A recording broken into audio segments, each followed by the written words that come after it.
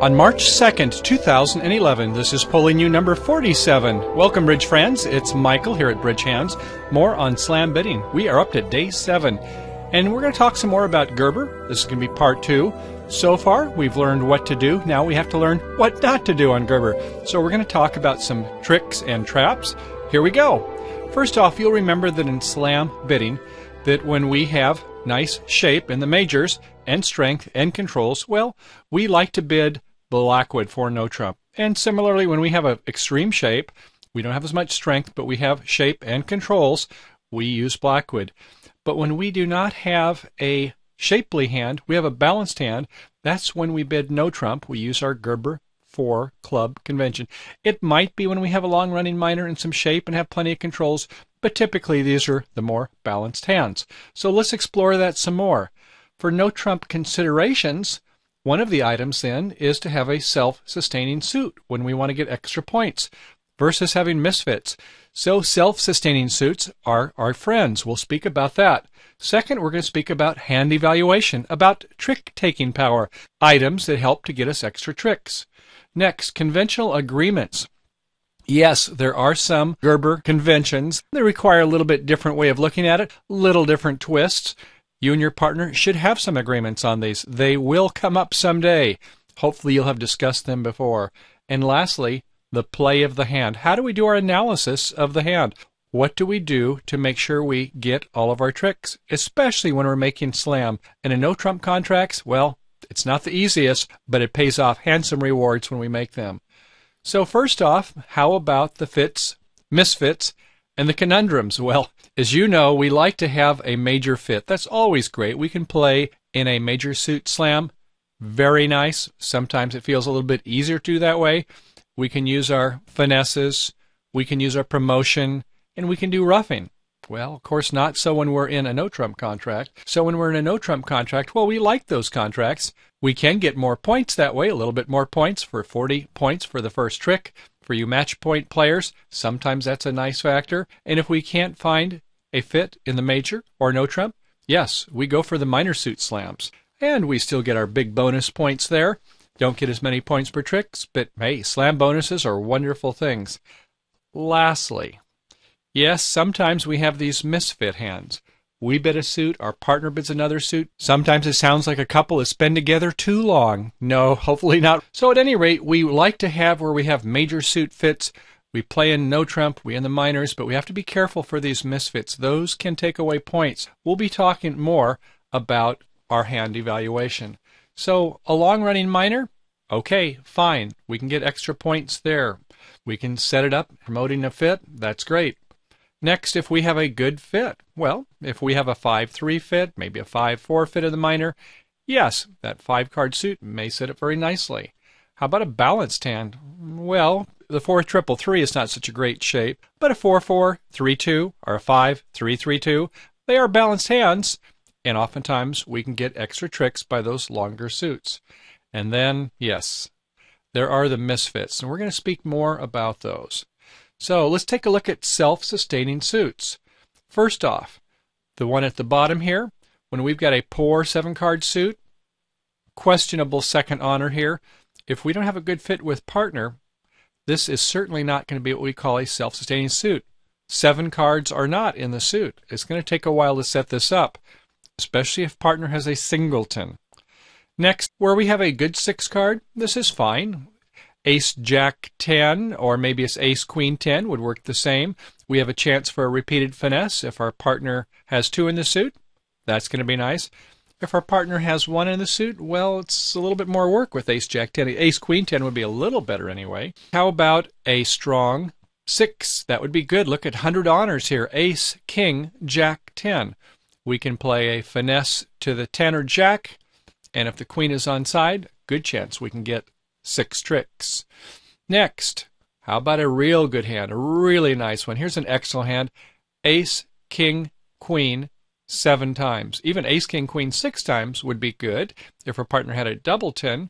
And we have a 7-card suit with the top 3, all the better. So consider when you're bidding strongly and you're not having a fit with partner, how strong is your suit? Is it self-sustaining? Self-sustaining ought to be defined as where we'll only lose one trick if our partner has a singleton. Sometimes some of us out there, we like to stretch a little bit, and that's where we can get in trouble going up to slam. Next, how about hand evaluation?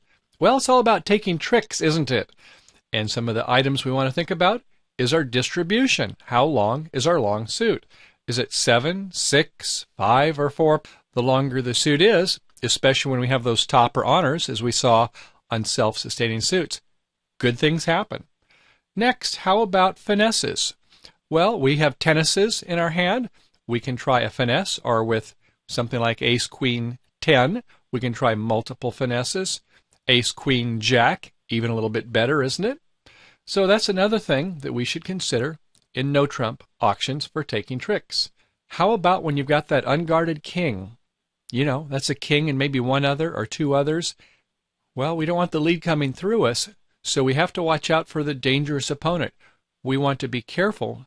If we have this in our hand and our partner has no help in the dummy, we don't want our right-hand opponent to be leading through us if they win a trick.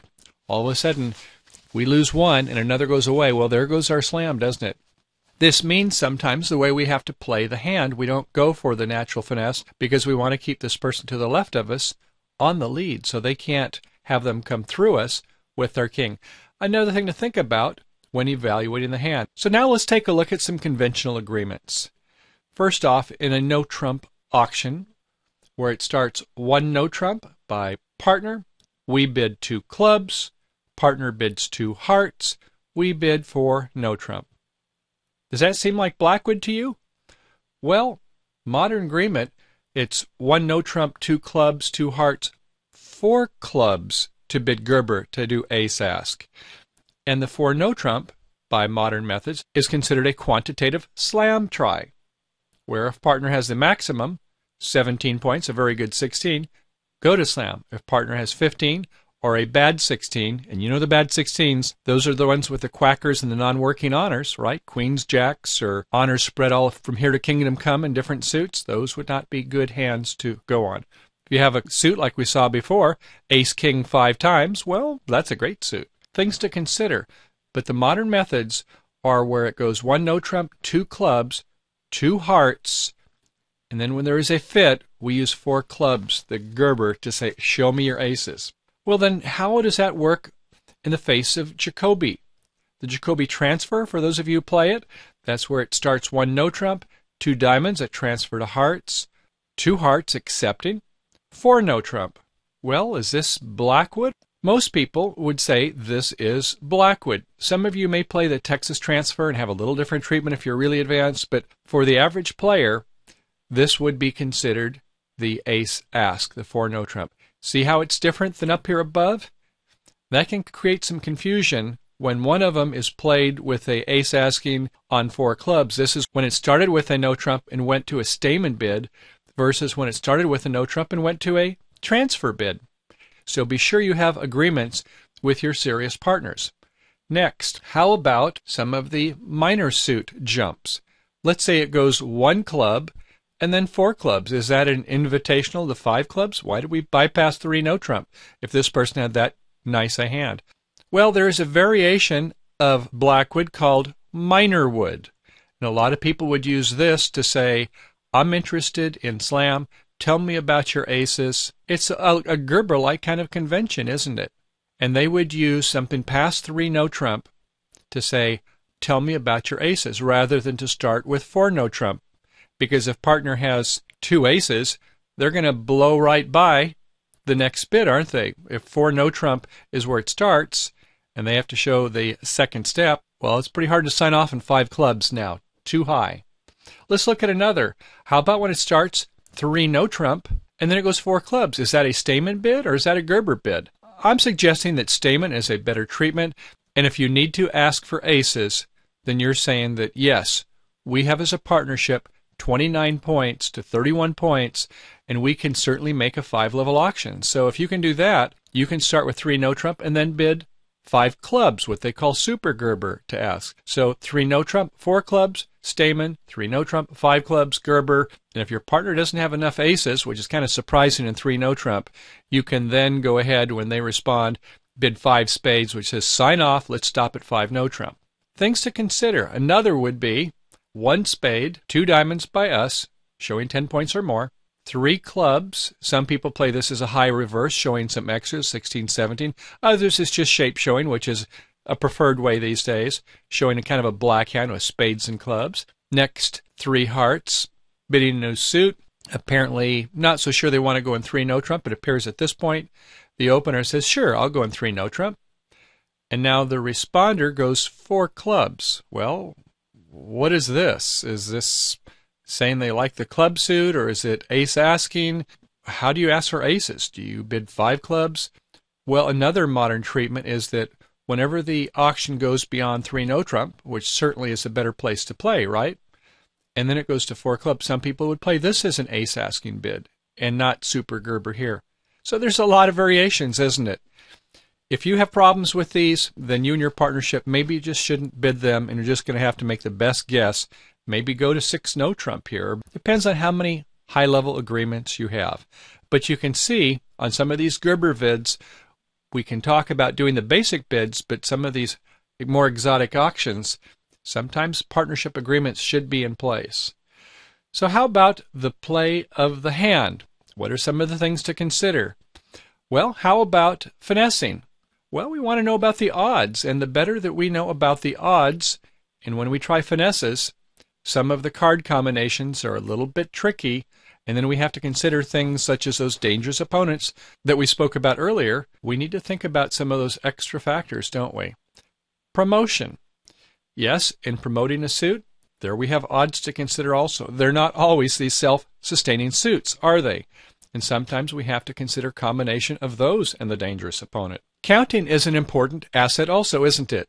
We saw that in number 46 for those of you with the advanced and premium membership. We had a hand where counting was a very important asset. And in 6 no trump contracts, 7 no trump contracts, yes, we have to watch the opponents, what cards they're playing and which cards they're discarding. Next, leads, plays, and discards. Here again, we have to consider when a person led, what did that mean? Opposite a no trump contract, they should not be leading away from their kings and their queens. So what does that tell you? Does that tell you that the other partner has some of those cards? Did they lead atop of sequence? How about the play? What cards are they playing? What cards are they discarding? What kind of signals are they making? Should we trust their signals? When they're discarding, why did they discard one suit or another? A lot of factors to think about. And then there's those safety plays. These are the ones where we have like an unprotected, unguarded king, and we have an opponent to the right of us. It's what we would call a dangerous opponent that we don't want to have get in.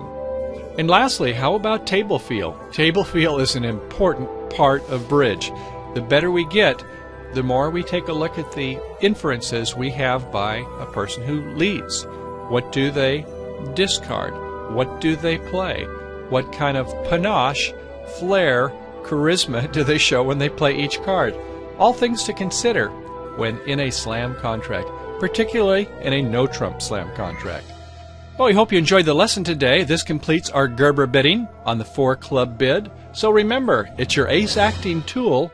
Good time to be cool in a balanced no trump contract. So thanks for coming today. For those of you with a free BridgeHands membership, please log on for our hand illustration and commentary. And those of you with the Ultra and Premium memberships, also please log on. We'll have more hands there for you as always. So thanks for coming. We'll see you on the flip side. Bye for now.